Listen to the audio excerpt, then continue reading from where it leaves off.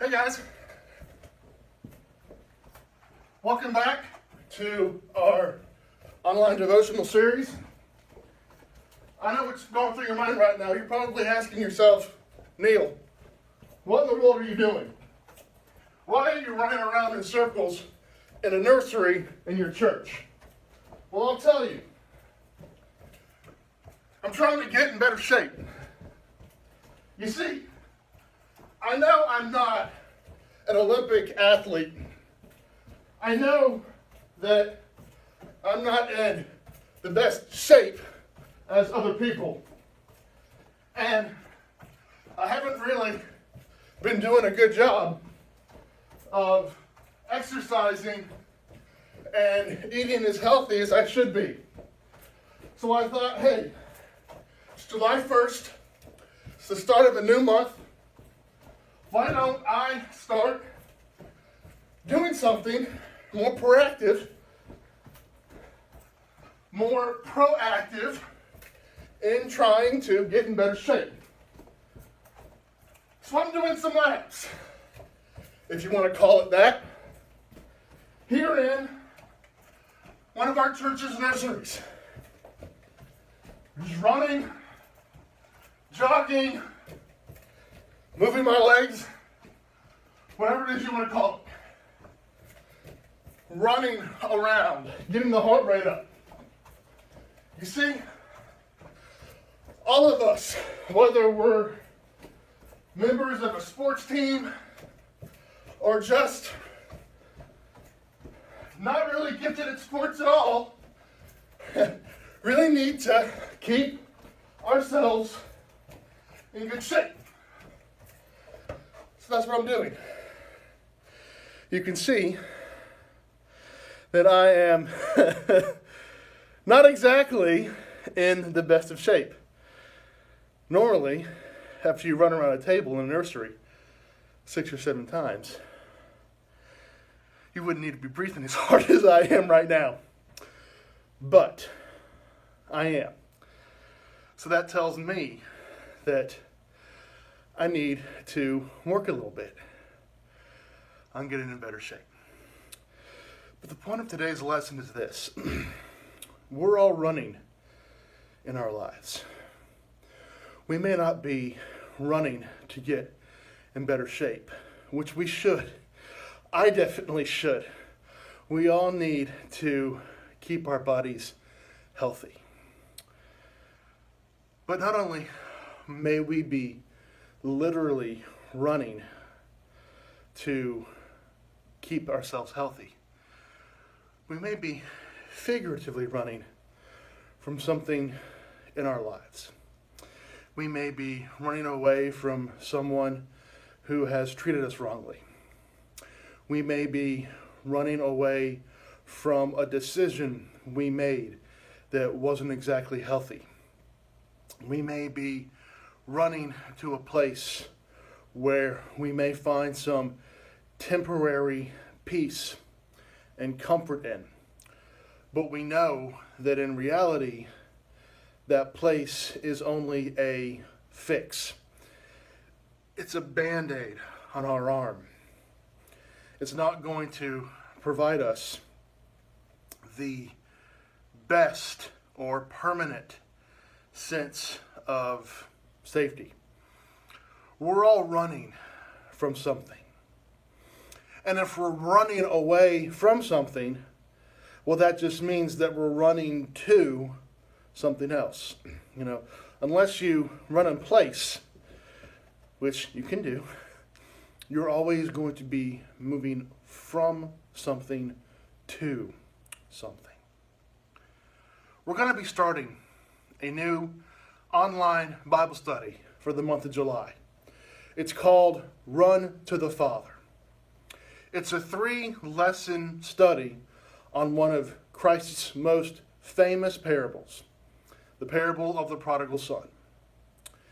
If you're not familiar with this story, it's found in Luke chapter 15, and it starts at verse 11, and it goes for about 20 or so verses. And the story is very simple. A man asks for his inheritance from his father, and his father gives it to him. And then he goes out and squanders it, loses it, wastes it, and is ultimately in a pen of pigs and is praying that he has the ability to eat what the pigs are. And then he comes to his senses and says, what have I done? I wasted what my father gave me, and now I have nothing. And even the servants in my father's house live a life of happiness and safety and security. And so he goes back to his father and he pleads with his father and says, Father, I have sinned against you and our family. Please treat me as one of your servants. And as the son is coming down to the house where his father lives, his father sees him. And the Bible says that his father is filled with compassion. And the father runs toward his son and embraces him and says to his servants, quick, let's prepare a banquet, because this son of mine was gone. Now he's found. He was lost and now he's returned to me. And then at the very end of the story, it talks about the older brother and how the older brother gets angry and jealous and says to his father, look, I've been with you all this time, and yet when this son of yours comes home, when my brother comes home to you, after all he had done to disgrace himself and our family, you treat him like this. Why haven't I gotten this? And the father's remark is very simple. The father says, my son, you've always been with me, but we had to celebrate because this brother of yours was lost and now he is found. And there are so many different ways to examine and study this particular parable.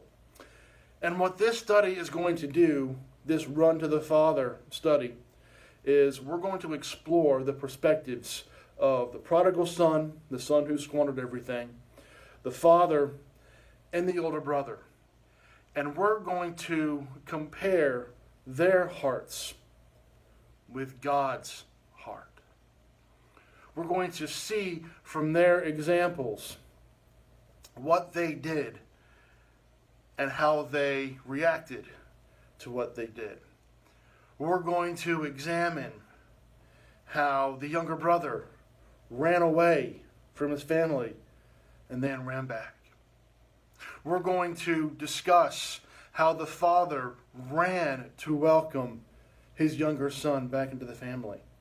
And we're going to also see how the older brother ran away from his family in the celebration that took place when his younger brother came back. I'm excited for this study. I hope that as you go through this at your home, by yourself, or with your parents or family members, or if you even want to text, email, call me and ask questions to me about this study, I'll be more than happy to walk along with you as we take this journey together. What are you running from? And as a direct result, what are you running towards? Our hope and our prayer is that you run to the Father. That if you're running away from bad experiences or people or emotions, that you stop where you are and you turn around and you recognize and realize that God is standing there with his arms wide open saying, I love you, I care for you. There's nothing that you have done, there's nothing that has happened in your life that's going to make me love you any less than how I do right now.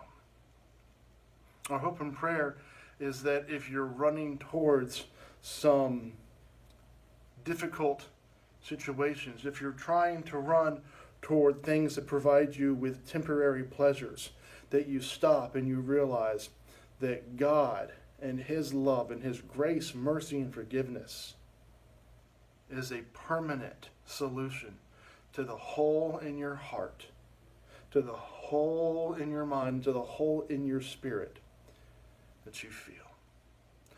So join us. Join us as we run to the Father and feel his embrace as we draw near. I want to thank you for joining us in this latest video devotion.